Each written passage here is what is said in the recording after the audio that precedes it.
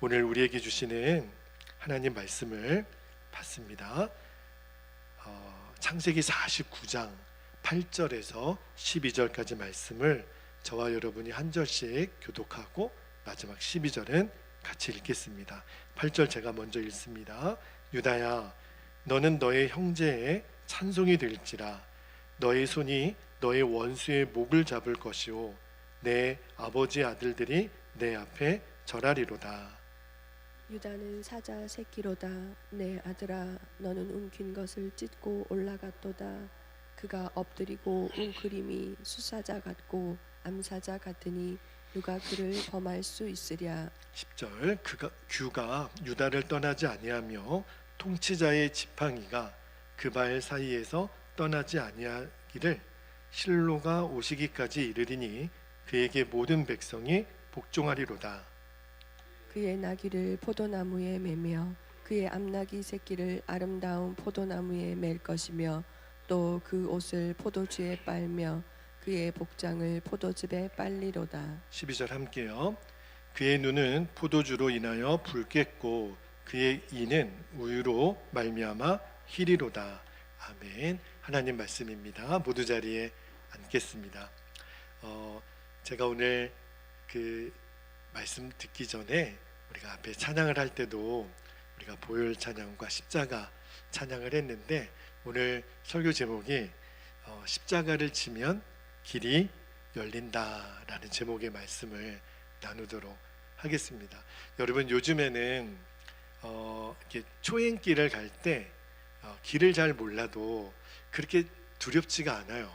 왜냐하면 우리 휴대폰에 내비게이션이라는 이 앱이 있어서 이것만 따라가면 길을 잘 찾습니다. 어제 제가 세종에 그 아시는 분 결혼식이 있어서 결혼식을 갔는데 너무 아름다운 결혼식을 보고 이제 피로연 장소가 떨어져 있는 거예요. 그래서 초행길이니까 이거 어디로 가야 될지 막 사람들이 가는데 이 사람들이 우리가 가는 그 피로연장으로 가는지를 모르겠는 거예요. 그때 어떻게 하면 돼요? 이렇게 또 내비게이션을 펴서 어디 이렇게 목적지 정하면 기가 막히게 길을 안내를 해줍니다. 너무너무 편하죠. 자, 그런데 어떤 눈에 보이는 목적지는 이렇게 내비게이션을 통해서 길을 안내받을 수 있는데 우리들의 인생길은 그렇지가 않아요. 인생길은 처음 가는 길인데 많은 사람들이 내 인생길을 어디로 가야 될지 난감해합니다. 어디가 목적지인지를 잘 몰라요. 그래서 제가 오늘 여러분에게 여러분의 진짜 인생의 목적지를 잘 찾아갈 수 있는 영적인 내비게이션을 좀 켜드리고 싶습니다. 여러분이 오늘 이 내비게이션을 제가 켜드릴 테니까 잘 한번 따라오셨으면 좋겠어요. 그래서 여러분의 인생의 방황이 멈춰지고 정말 길 되시고 생명이 되시는 예수님 따라서 우리가 제대로 그 인생길을 걸어가실 수 있게 되기를 축복합니다. 우리가 지금 창세기 49장 말씀을 쭉 읽고 있는데 야곱이 그의 12아들에게 한 명 한 명씩 축복의 예언을 해주는 말씀을 읽고 있어요. 그래서 우리가 르우벤, 시므온, 레위 세 아들을 지난주까지 보았고 오늘은 이 유다에 대한 예언을 보기를 원하는데 근데 보면 여러분 똑같은 아들들이지만 야곱이 복을 빌어주는 예언이 다 달라요. 그게 뭘 말하는 거냐면 하나님이 우리를 보실 때도 하나님은 다 기본적으로 우리를 사랑하시지만 그러나 하나님이 우리를 향하는 그 복을 받는 사람들의 하나님의 시선이 가는 사람들이 있다니까요. 근데 이 12아들 중에 하나님의 시선이 너무 강력하게 머물렀던 아들이 바로 이 넷째 아들 유다입니다. 그래서 유다는요 요셉하고 유난히 복은 많이 받지만 실제적으로 보면 요셉보다도 유다가 축복의 복을 받은 게 훨씬 더 커요. 근데 여러분 우리가 유다가 어떤 사람인지 알잖아요. 조금 후에도 말씀드리겠지만 유다도요 만만치 않은 전과가 있는 사람이에요. 그러니까 요셉은 거의 완벽했던 사람이기 때문에 복을 만약에 받는다면 요셉이 더 왕창 받아야지. 근데 유다가 받는 복이 실질적으로는 가장 귀한 복을 받습니다. 자, 유다가 어떤 복을 받았는지, 복의 예언을 받았는지를 먼저 말씀을 볼게요. 자, 8절 한번 볼게요. 8절에 보면 야곱이 유다에게 빌어주는 첫 복의 내용이 나오는데 보세요. 유다야, 너는 너의 형제의 찬송이 될지라. 멋진 표현이잖아요. 내 손이 내 원수의 목을 잡을 것이요 내 아버지의 아들들이 내 앞에 절하리로다. 약간의 시적인 표현인데 이 느낌만으로도요, 와, 유다가 보통 복을 받는 사람이 아니구나 느껴지죠? 자, 9절을 한번 볼게요. 9절을 보면 유다는 사자 새끼로다. 내 아들아, 너는 움킨 것을 찢고 올라갔도다. 그가 엎드리고 웅크림이 숫사자 같고 암사자 같으니 누가 그를 범할 수 있으랴. 여기 보면 사자 새끼라고 되어 있는데 그 애기 사자를 말하는 게 아니라 이때 이 사자 새끼는 젊은 사자, 사자가 가장 강하고 용맹스러운 때를 말하는 거예요. 이게 뭘 상징하는 거냐면 이 젊은 사자같이 강하고 힘 있는 지파가 될 것이다. 그리고 나중에 실제로 유다 지파가 그렇게 되죠. 그리고 이어지는 10절을 볼게요. 자, 10절이 가장 핵심적인 야곱의 축복인데 10절에 보니까 규가 유다를 떠나지 아니하며 통치자의 지팡이가 그 발 사이에서 떠나지 아니하기를 실로가 오시기까지 이르리니 그에게 모든 백성이 복종하리로다. 여기 10절 앞부분에 보면 규가 유다를 떠나지 아니하며 그랬죠. 여기 규가 이 앞에 개역 성경에는 홀이라고 돼 있어요. 홀이 유다를 떠나지 아니하며 그렇게 돼 있는데 이 홀이 뭐냐면 왕의 지팡이를 말하는 거예요. 그러니까 왕권을 상징하는 거죠. 쉽게 말하면 이제부터 계속 왕권을 이 유다 지파에 의해서 이어지게 될 거라는 거예요. 그리고 실제로 다윗 왕 이후로는 계속 유다 지파에서 왕이 세워지죠. 그리고 이어지는 11절, 12절은 엄청난 물질적인 축복, 번영, 그런 너무너무 황홀한 복을 아버지 야곱이 이제 넷째 아들 유다에게 빌어줍니다. 근데 이 유다를 향한 야곱의 예언 중에 자 10절 중간에 보면은 아까 제가 밑줄을 걷는데 실로가 오시기까지 그 부분이 있죠. 실로가 오시기까지 이르리니 이 실로가 뭐냐면 안식을 주는 사람, 메시아를 뜻해요. 예수님. 그러니까 예수님, 메시아 된 예수님이 오시기까지 이제 앞으로 유다 지파가 이스라엘을 다스리게 된다. 그리고 실제로 성경의 역사가 이제 유다 지파를 통해서 흘러갑니다. 자, 그런데 이제 우리가 창세기를 마무리할 때가 거의 됐는데 이제까지 사실은 창세기의 가장 중요한 인물은 물론 앞부분에 아담과 하와 또 노아 이어서 이제 12장부터 등장하는 아브라함부터 네 족장의 이야기가 쭉 이어지기까지 이 유다라는 사람은요 별로 이렇게 두드러지게 등장하지 않았어요. 그런데 창세기가 이제 거의 막바지에 이르렀을 때 굉장히 유다라는 사람이 두드러지게 드러납니다. 그죠? 그러면 왜 하나님은 야곱을 통해서 유다에게 이렇게 엄청난 복을 빌어주시고 그를 나중에 귀하게 쓰셨을까? 자, 유다를 통해서 제가 오늘 여러분에게 인생의 내비게이션을 켜드린다 그랬는데 우리가 유다를 통해서 한번 보고 싶은 거예요. 자, 여러분 유다가 어떤 사람인지 유다의 생애를 한번 우리가 역추적해 가볼게요. 우리가 이미 읽었지만 창세기 37장에 보면 요셉이 형들의 시기를 받아서 형들이 요셉을 죽이려고 할 때 진짜 죽이려고 했어요.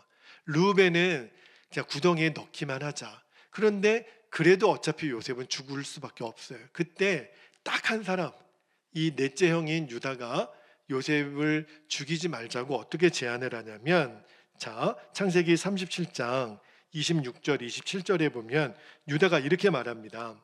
유다가 자기 형제에게 이르되 우리가 우리 동생을 죽이고 그의 피를 덮어둔들 무엇이 유익할까? 자, 그를 이스마엘 사람들에게 팔고 그에게 우리 손을 대지 말자. 그는 우리의 동생이요 우리의 혈육이니라 하매 그의 형제들이 청종하였더라. 사실은 유다는요 동생을 이제 애굽의 종으로 파는 것도 사실은 마음의 원함은 아니었어요. 그러나 그 순간에 이제 완전히 형들이 눈이 돌아버렸거든요. 진짜 동생을 죽이려고 하는데 이렇게 하지 않으면 요셉 진짜 죽겠다. 이 방법밖에는 없었던 거예요. 그래서 유다가 차라리 동생을 팔자. 나중에 어떻게 되는지는 모르겠지만 일단 이 아이의 생명은 지키자. 그렇게 제안을 했더니 다행히도 형제들이 그 이야기를 따릅니다. 그런데 이 일로 인해서 유다가 마음이 너무 힘든 거예요. 창세기 38장 다음 장으로 넘어가 보면 유다가 그의 아버지 집을 떠납니다. 아마도 성경학자들이 얘기하기로는 요셉을 죽이려고 했고 팔았던 그 일로 인해서 유다가 마음이 너무 어려웠을 거라고. 그가 이제 방황을 해요. 그리고 창세기 38장에 가보면 정말 우리가 그냥 읽기에도 민망한 내용의 성경이 나오죠. 시아버지 유다와 며느리 다말 사이에 근친상간의 이야기가 나옵니다. 뭐가 그게 은혜로운 이야기라고 하나님은 성경 한 장을 통째로 할애해서 유다 이야기를 드러내셨을까? 그죠? 하나님의 의도가 있지 않겠어요? 우리는 읽기에도 민망한 내용이지만 하나님은 그 말씀을 통해서 하나 우리에게 보여주고 싶은 게 있었어요. 그게 뭐냐면 유다입니다.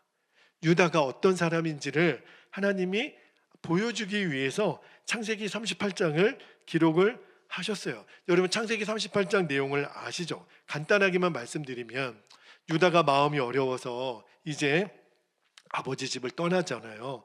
그리고 가나안 사람 수아라는 사람의 딸과 결혼을 하는데 자 그때 유다가 결혼해서 아들을 셋을 낳습니다. 그런데 행복하지가 않은 거예요. 왜냐하면 큰 아들을 낳는데 그 며느리를 얻었죠. 이제 모압 여인의 이제 다말이라고 하는 이제 여인을 얻습니다. 그런데 그 엘이 죽고 말아요. 그죠? 그리고 큰 아들이 이게 아이가 없이 죽으니까 당시 풍습에 의하면 이 장자의 유업을 그 다음 이제 둘째 아들이 이렇게 형수와 결혼하게 되는 그러한 풍습이 있었거든요. 근데 둘째 아들도 조금 있다가 죽습니다. 왜 죽었죠?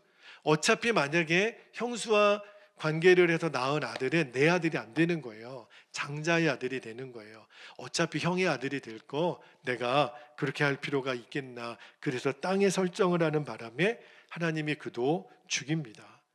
그리고 이제 셋째 아들까지 가야 되는데 유다가 보니까 이러다가 내 아들들 다 죽게 생겼어요. 그래서 다말에게 제안을 하죠.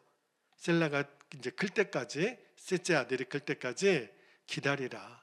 근데 사실은 유다는 처음부터 셋째 아들만큼은 다말에게 주고 싶은 마음이 없었어요. 남부릅니다. 그러니까 나중에 다말이 시아버지가 이렇게 해서 포기하셨구나.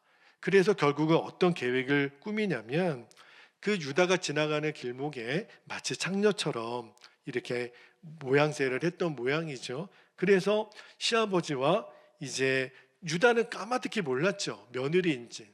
그리고 이제 잠자리를 하게 됩니다. 그때 이제 그 다말이 유다에게 증표를 요구하잖아요. 그래서 그 증거물을 주고 헤어졌는데 세상에 그때 며느리 다말이 임신하게 돼요. 그 소문이 이제 유다에게도 들리잖아요. 유다가 화가 머리끝까지 납니다. 어디 이 여인이 이렇게 임신을 하게 됐냐고 막 이제 유다가 이제 다말을 죽이려고 하죠. 근데 그 다말 뱃속에 있는 아이가 누구예요? 유다 아이잖아요. 그래서 다말이 결정적인 순간에 이 뱃속에 있는 아이의 아버지 되는 사람이 나에게 준 증표가 있다. 그거를 유다에게 내밀니까 유다가 그때 모든 사실을 알게 돼요. 근데 여러분 이때도요. 이 이야기는 유다와 다말 사이밖에는 몰라요. 여러분 이게 얼마나 수치스럽고 아버지로서 얼마나 이게 망신도 이게 세상에 드러나면 망신도 이런 망신이 없잖아요. 여러분 보통 사람 같으면 이때 내가 유다라면 어떻게 했을까요? 그때 무슨 유전자 검식이 있겠어요? 무슨 CCTV가 있겠어요? 그냥 오리발 내미는 거죠. 어디서 거짓말을 하냐고. 이 다말 아주 몹쓸 여인이라고 그러면서 네가 어디 감히, 나는 그런 일 없어. 오리발 내밀고 그냥 아예 며느리 다말을 간음죄로 몰아서 돌에 맞아 죽게 할 수도 있었거든요. 그래야 이제 영원히 그 죄가 감춰지니까. 근데 그 순간에 그 시아버지 유다가 다말에게 뭐라고 얘기를 하냐면, 자, 창세기 38장 26절 말씀을 한번 볼게요. 이 말씀이 굉장히 중요합니다. 유다가 그것들을 알아보고 이르되 다말은 나보다 옳도다. 내가 그를 내 아들 셀라에게 주지 아니하였음이로다 하고 다시는 그를 가까이 하지 아니하였더라. 여러분, 이 유다의 행동을 우리가 잘 주목해 볼 필요가 있어요. 완전 범죄가 가능할 수 있었던 상황이에요.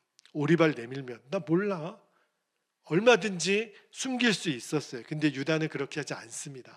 내가 지은 죄에 그대로 숨기지 않고 드러냅니다. 맞다고.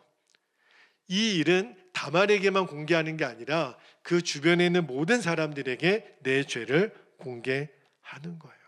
그리고 나중에 이 다말이 쌍둥이를 낳죠.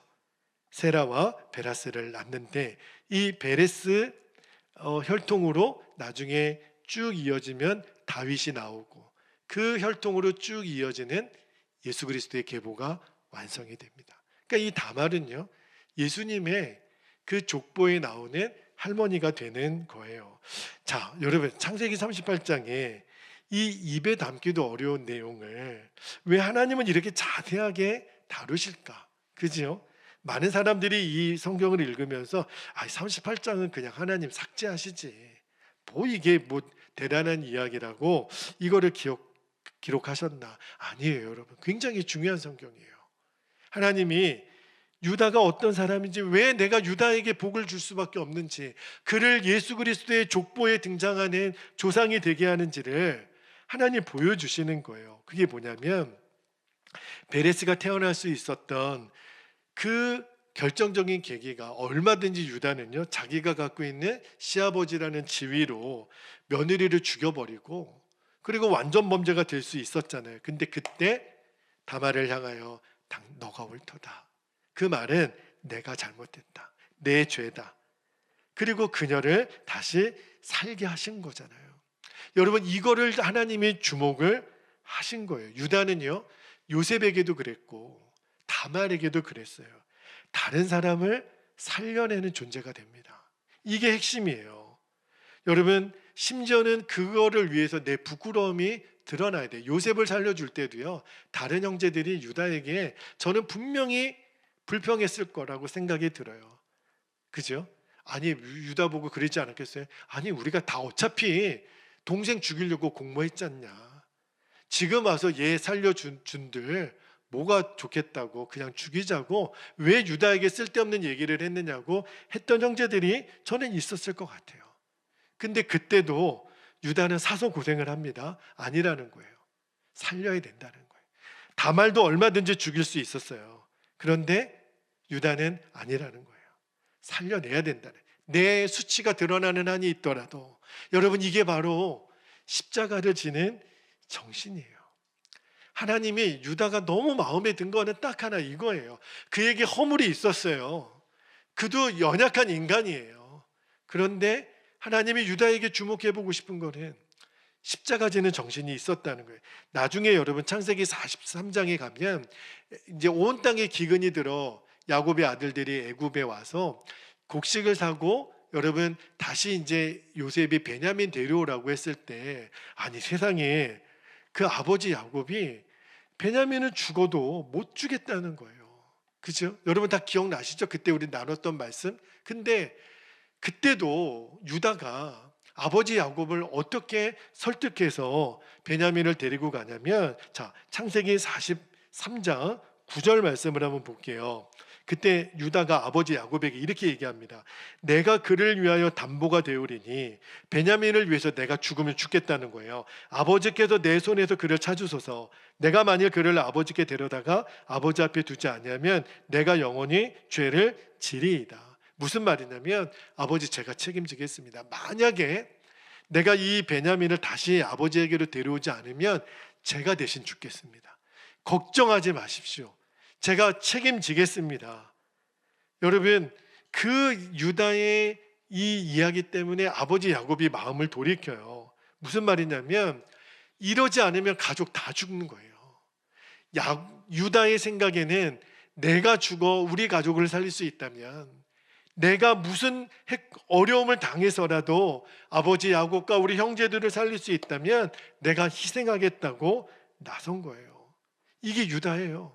나중에 그래서 베냐민을 데리고 왔다가 다시 이제 또 돌아갔다가 오는 그 마지막 시험을 요셉이 형제들의 그 자루에 은잔을 넣죠. 근데 그게 누구에게 발각이 돼요? 베냐민 그 자루 속에 나온단 말입니다. 그러니까 이게 다 요셉의 계획이었지만 그때도 다른 형제들은 다 가만히 있는데 유다가 나서서 요셉에게 뭐라고 얘기를 하냐면, 자, 창세기 44장 32절 33절을 보면 유다가 요셉에게 이렇게 얘기하는 거예요. 주의 종이 내 아버지에게 아이를 담보하기를 내가 이를 아버지께로 데리고 돌아오지 아니하면 영영이 아버지께 죄짐을 지리이다 하였사오니, 33절에 이제 주의 종으로 그 아이를 대신하여 머물러 있어 내 주의 종이 되게 하시고 그 아이는 그의 형제들과 함께 올려 보내소서. 무슨 말이냐면 이 아이 속에 은잔이 나온 거는 영문을 모르겠습니다. 그러나 이 아이는 그런 짓을 할 아이가 아닙니다. 대신에 만약에 이 아이의 죄값을 치르실 거라면 제가 담보가 되겠으니 이 아이는 아버지 야곱에게로 돌려보내소서. 아무도 이 일을 하지 않았을 때 유다가 자원해서 내가 죽겠다고, 내가 십자가를 지겠다고 나오니까 온 형제들이 삽니다. 이 유다의 행동 때문에 요셉이 방에 들어가서 얼마나 통곡하고 울었는지, 이제는 진짜 형들을 용서할 수 있는 용기를 요셉이 얻게 되잖아요. 바로 이 점이에요. 이 점. 하나님이 유다에게 그 엄청난 복을 빌어줄 수 있었던 그 비밀이 바로 이 대목입니다. 여러분, 우리는 거의 성경에서 예수님 다음으로 정말 완벽했던 사람 한 사람을 꼽으라 그러면 요셉을 꼽아요. 요셉은 정말 흠이 없는 사람, 그렇죠? 요셉의 인생에서는 털어서 먼지 하나 나오지 않을 만한 완벽한 사람이 요셉이에요. 그는 하나님에 대한 믿음과 순종으로 이겨낸 사람이라면, 그러나 하나님은 유다에게 요셉보다도 더 엄청난 복을 내려주세요. 흠도 많고 허점도 많고 실수도 많고 말할 수 없는 죄도 있었던 그 유다를 하나님이 어떤 면에서 복을 주셨냐면, 다른 사람을 살릴 수 있다면 기꺼이 내 자신을 희생하려고 했던 사람, 바로 그 점, 십자가를 지려고 했던 그 유다를 하나님은 귀하게 보신 거예요. 이 유다라면 예수님이 이 땅에 오시는 그 중요한 족보의 핵심으로 하나님이 유다를 쓰겠다고 결정을 하신 거예요. 나중에요, 사사기 1장에 가보면 여호수아와 이스라엘 백성들이 이제 가나안 땅에 들어와서 이제 그 정복 전쟁을 할 때 말입니다. 이스라엘의 12지파 중에요, 전쟁을 할 때 맨 앞에 나가서 싸우는 지파가 유다 지파예요. 여러분, 옛날에는 큰 중화기 무기가 없었을 때잖아요. 그러면 제일 앞장서서 싸우는 그 병사들이 피해도 제일 클 수밖에 없거든요. 근데 유다 지파는 늘 맨 앞에 나갔어요. 왜 나갔을까요? 죽더라도 우리가 죽자. 우리 유다 지파의 그 조상이었던 유다가 내려준 정신이 뭐예요? 나 죽고 너 살아라는 거예요. 유다 지파는요, 늘 제일 힘들고 어려운 희생을 당하는 자리에 앞장서요. 십자가를 지는 정신이거든요. 근데 하나님이 나중에 인구 조사를 하면 늘 유다 지파가 제일 많아요. 하나님이 유다 지파에게 엄청난 복을 주세요. 여러분, 이제 우리가 정확히 알아야 됩니다. 하나님은 우리에게 복을 주실 때 무슨 기준으로 주시나, 그죠? 이제는 유다를 통해서 이제 여러분, 예수 그리스도의 이 족보에 나오는 사람들 보면 정말 부끄러워 감추고 싶은 사람들도 등장하지만 이제 여러분 우리가 무슨 족보를 자랑합니까? 그죠? 우리의 자랑은 십자가 지는 것밖에는 없어요. 하나님이 눈여겨보시는 사람은 누가 십자가를 지려고 하는가? 그죠? 그러니까 십자가 지는 사람이 사실은 가장 복된 사람이고 하나님 마음에 합한 사람이에요. 자, 그런데 목사님, 십자가는 어떻게 지는 거예요? 십자가를 졌기 때문에 유다가 그렇게 복을 받았다면 어떻게 지라는 거예요? 어떻게 지는 걸까요? 예수님이 말씀을 하시기를, 자, 마태복음 16장 24절 말씀을 한번 볼게요. 예수님 말씀하시기를, 이에 예수께서 제자들에게 이르시되, 잘 보세요. 누구든지 나를 따라오려거든 자기를 부인하고 자기 십자가를 지고 나를 따를 것이니라. 여러분, 세상 사람들은요, 우리가 오늘 주일날 이렇게 예배 드리는 모습을 보고 예수 믿는 사람이군요. 근데 여러분, 예수님이 정확히 말씀하셨어요. 예수 믿는 사람이 정의가 뭐냐면 자기를 부인하고 자기 십자가를 지고 예수님을 따르는 것, 그게 예수님을 믿는 거예요. 자, 그러면 우리가 져야 될 십자가가 도대체 뭘까? 십자가는요, 한마디로 말하면 사명을 말해요. 내가 반드시 감당하지 않으면 안 되는 그 일. 유다는 제가 여러 예를 들었지만 자기를 희생해서 가족을 살리고 다말을 살리고 요셉을 살리고 그 역할을 감당했죠. 예수님도 그 사명 때문에 이 땅에 오신 거잖아요. 여러분, 예수님이 이 땅에 왜 오셨어요? 저와 여러분을 살리려고. 하나님이 아들 예수에게 주신 사명이 뭐냐면 너는 십자가에 가서 십자가를 지고 십자가에서 죽어야 돼. 이게 너에게 준 사명이야. 그리고 실제로 예수님은 제자들에게만 이 말씀을 전하신 게 아니라 당신이 직접 십자가를 지고 십자가에서 죽으심으로 하나님이 예수님에게 주신 사명을 완수하셨죠. 여러분, 동일하게 저와 여러분에게 주신 십자가가 있어요. 다시 말하면 사명이 있어요. 가장 중요한 거는 우리가 우리 주변에 있는 영혼들에게, 아직 예수님을 알지 못하는 영혼들에게 생명의 복음을 전하는 사명이 있죠. 그리고 우리가 교회를 세우고 또 어려운 이들, 소외된 이들, 그런 이들을 섬기는 그런 사명도 있죠. 굉장히 다양한 사명들이 우리에게 있는데, 자, 근데 예수님이 나를 따라오려거든 자기를 부인하라 그랬죠. 여러분, 자기를 부인한다라는 말이 무슨 말이냐면 이제는 더 이상 사명을 감당하는 사람은요, 내 마음대로 살지 않겠습니다. 그 뜻이에요. 자기를 부인한다라는 거는 나는 내 마음대로 살지 않겠습니다. 그 사람이 예수님의 사명을 감당하는 사람이 돼요.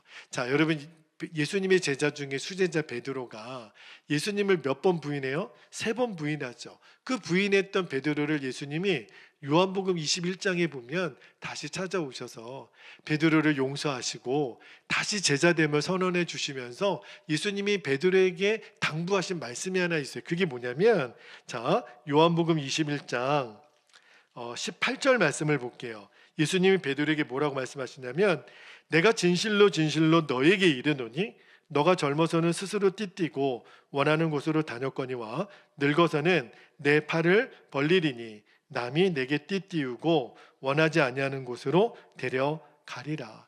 사실은 이 말씀 안에는 베드로가 어떻게 죽을지에 대한 그의 순교에 대한 메시지도 있어요. 그런데 한마디로 말하면, 베드로야, 너 이제부터 잘 기억해도 너가 이 시간 이전에는 네 마음대로 살았지만 너 이제 이 시간 이후로는 네 마음대로 살 수 없어.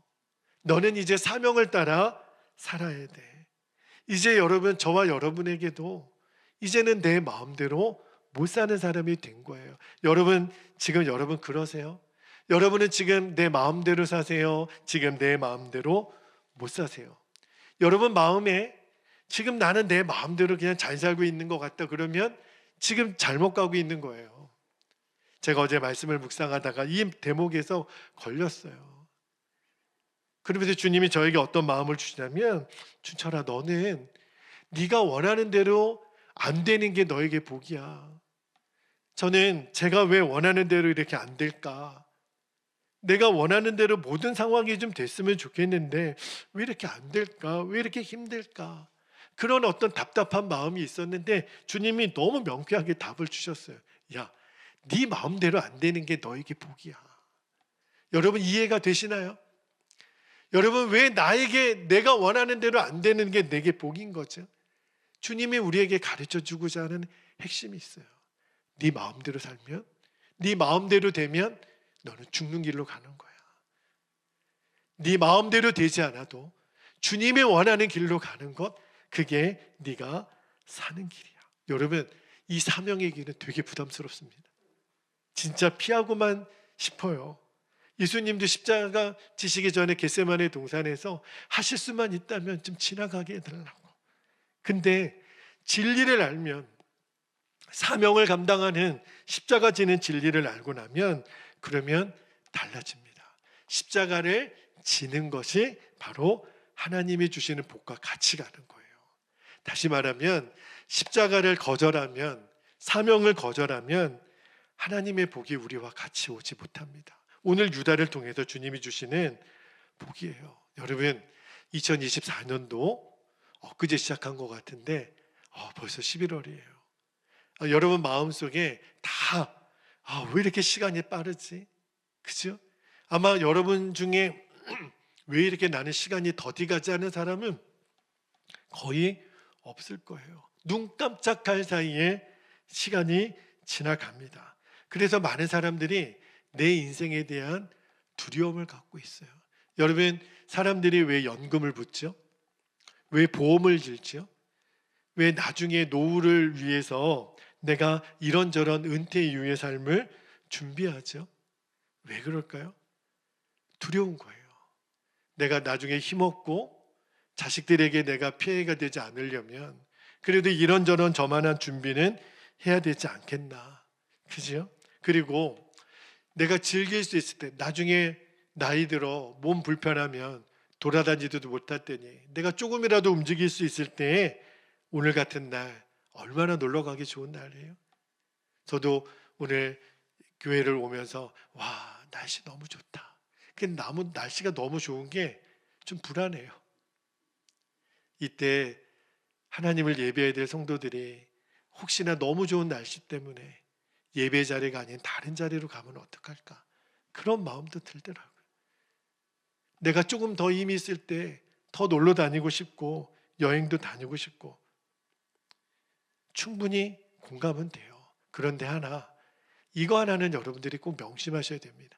내가 노후를 준비하고 내가 내 인생의 마지막을 준비하는 거 저는 반대하지 않아요. 잘 하셔야 돼요. 그러나 그거보다 더 중요한 준비가 돼야 됩니다. 그게 뭐냐면 내가 죽음 이후에 하나님의 나라에서 나는 주님 앞에 어떻게 평가받을까, 그 준비를 하셔야 돼요. 내가 이 땅에서 아무리 내 노후를 준비하고 한들 하나님이 오늘 내 영혼을 걷어가시면 우리는 다 놓고 갈 거예요. 가져갈 수 있는 거 아무것도 없습니다. 하나님 앞에 딱 서게 되는 날, 너는 날 위해서 뭘 하고 왔니? 주님이 만약에 부르신다면 우리는요, 하나님 나라, 천국을 바라보는 눈이 열려있지 않기 때문에 십자가를 내가 왜 져요? 귀찮게. 세상 힘든 게 십자가인데 오늘 같은 날 날씨 좋으면 놀러 갈 수도 있는 거지. 내가 원하면 내 마음대로 물질도 쓰고 내가 마음대로 선택할 수 있는 거지. 예수님 믿는 게 뭐가 이렇게 까다로워? 뭐가 열리지 않아서 그렇지? 주님의 나라에 대한 눈이 열리지 않아서 그래요. 그 사람은 십자가 절대 못 집니다. 유다가 귀찮게 왜 요셉을 살려요? 내가 왜 대신 담보가 돼요? 내가 왜 창피를 당하고 수모를 당해요? 유다의 눈에는 하나님의 나라에 대한 눈이 열려 있는 거예요. 한국교회가 존경하는 우리 목사님 중에 순교하신 주기철 목사님이 마지막 설교하신 설교 제목이 뭔지 아십니까? 일사각오예요.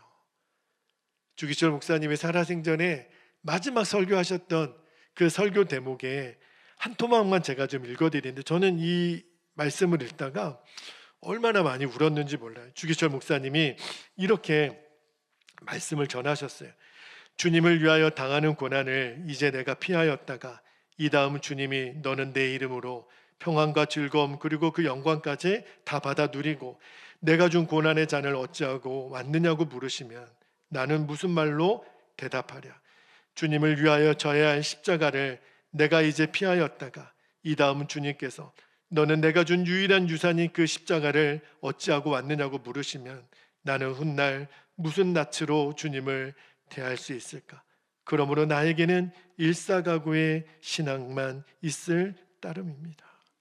그렇게 말씀을 전하시고 순교하셨어요. 여러분, 이제 우리에게 진짜 문제가 뭔지를 알아야 돼요. 뭐죠?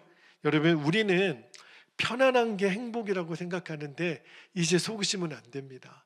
내가 좋은 집, 좋은 차, 돈이 많아서 편안하면 행복할 거야. 그렇지 않아요. 편안한 게 행복이랑 똑같지가 않습니다. 달라요.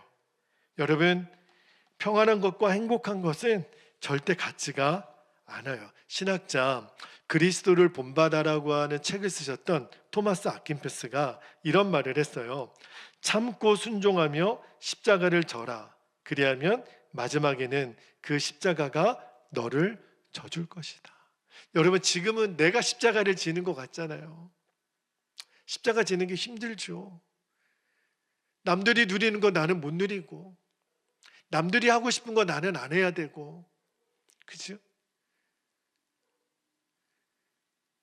참아야 되는 건 또 참아야 되고, 십자가 지는 게 쉬운 길은 아니에요. 그런데 주님 말씀하시기를 너가 진 그 십자가가 나중에 너를 진다.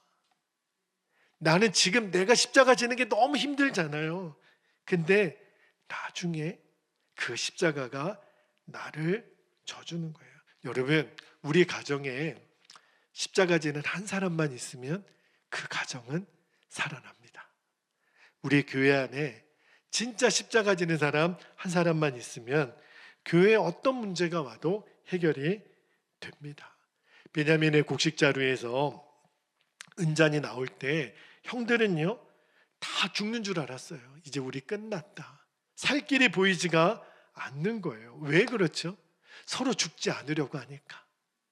우리 가정의 문제가 왜 이렇게 회복이 안 되는 거죠? 아무도 죽으려고 하지 않으니까. 근데 그때 유다가 내가 죽겠습니다. 내가 담보가 되겠습니다. 그러고 나니까 길이 열려요. 살 길이 열리는 거예요. 왜 우리 부모 자녀들이, 우리 형제끼리 이렇게 관계가 어렵습니까? 아무도 죽으려고 하지 않으니까. 내가 이 가정을 위하여 내가 먼저 죽겠습니다. 나오면 살 길이 보이는 거예요. 여러분, 하나님의 마음은요 바로 이 사람에게로 갑니다.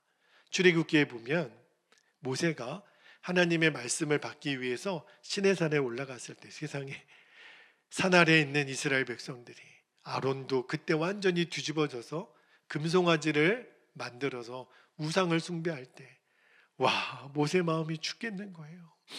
하나님이 이 백성을 내가 왜 출애굽을 시켰는지 하나님 마음이 너무 아플 때 모세가 그 이스라엘 백성들을 향하여 뭐라고 기도했는지 아십니까? 자, 출애굽기 32장 31절 32절을 한번 볼게요.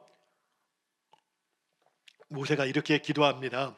모세가 여호와께로 다시 나아가 여짜오되 슬프도소이다. 이 백성이 자기들을 위하여 금신을 만들어 싸우니 큰 죄를 범하였나이다. 32절. 그러나 이제 그들의 죄를 사하시옵소서.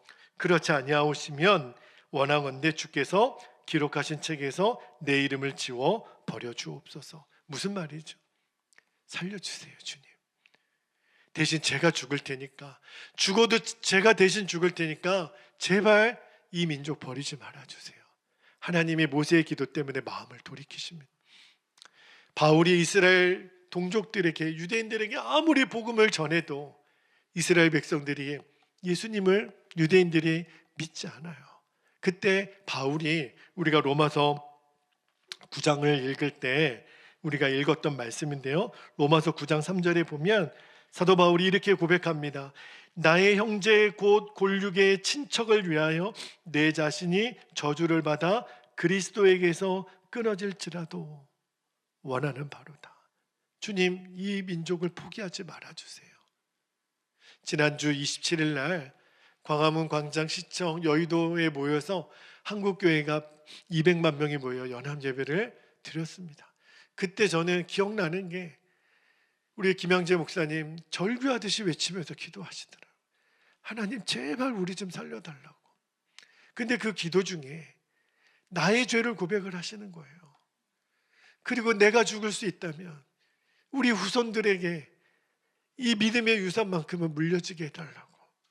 여러분, 이제 저와 여러분이 드릴 기도가 바로 이 기도예요. 당장은요 어렵죠, 힘들죠. 그러나 십자가를 져야만 살 길이 보입니다. 유다는요 요셉이 죽을 위기에 빠졌을 때 가만히 있을 수가 없는 거예요. 그지요? 베냐민이 도둑으로 몰려 붙잡혔을 때 자기가 종이 되겠다고 며느리 다말이 돌로 쳐서 죽임당하는 위기 앞에 나만 살자고 모른 척하지 않았어요. 이게 유다가 받은 복이고 유다 지파가 받은 복이에요. 여러분, 이제 우리 기도하기를 원하는데 나를 살려 누군가를 살릴 수 있다면 이제 여러분 내가 십자가를 지겠다고 이제 기도할 수 있기를 바랍니다. 내가 죽어 우리 가정을 살릴 수 있다면 여러분 엄마 보고 아빠 보고 자녀 보고 야 네가 좀 져라 이렇게 말하지 말고 내가 질게요. 우리 교회를 위해서 십자가를 져야 될 사람이 있다면 내가 질게요. 어제도 말씀을 준비하다가 많이 눈물이 나더라고요. 하나님 정말 제가 죽어서 우리 베델교회 성도들이 예수님 닮은 제자가 될 수 있다면 저를 죽여주세요. 그렇게 기도하고 말씀을 준비를 했어요. 여러분, 우리가 신앙생활을 하다 보면 갈등이 있을 수도 있죠. 우리가 서로를 대할 때 오늘 유다가 다말에게 했던 말, 당신은 나보다 옳도다, 그는 나보다 옳도다. 내가 십자가를 지기만 결단하면 갈등이 되고 싸움이 될 일은 없습니다. 여러분 꼭 기억하셔야 돼요. 십자가를 지면 죽을 것 같지만 그때 비로소 살 길이 보입니다. 십자가를 지면 반드시 살 길이 열려요. 우리가 성찬을 받을 때 예수님이 이 성찬을 행했던 그 시점이 십자가 지시기 전이에요.